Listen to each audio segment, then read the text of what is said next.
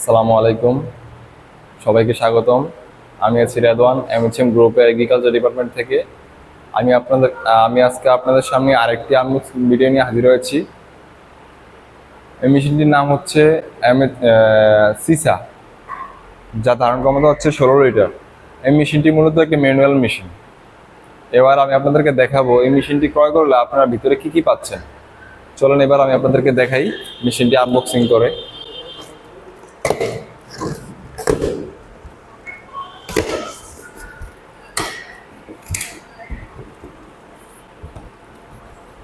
দেখতে পাচ্ছেন খুব সুন্দর একটি কন্টেনার।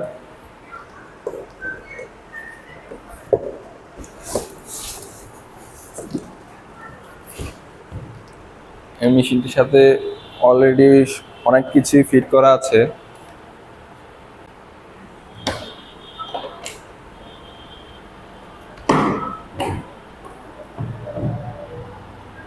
এটি হচ্ছে বেল্ট, খুব স্বাচ্ছন্দ্যে এটা মানে কাঁধে নিয়ে বহন করতে পারে দীর্ঘক্ষণ, সেই সুবিধার্থে এই বেল্টটি সাথে দেওয়া হয়েছে।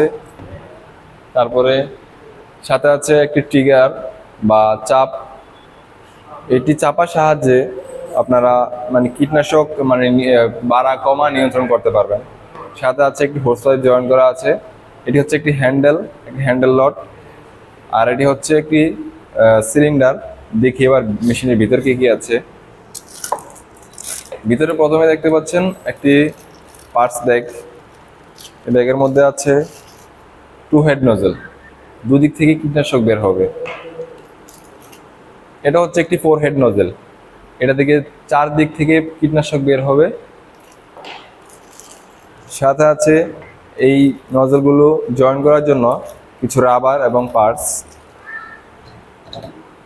তারপর আছে খুব সুন্দর একটি জালি, যাতে কীটনাশক এটাতে ব্যবহার করার সময়, কন্টেনারে প্রবেশ করানোর সময় যাতে ময়লা পানি বা আগাছা এটার মধ্যে প্রবেশ না করতে পারে, সেজন্য দিয়েছি খুব সুন্দর একটি অত্যাধুনিক জালি।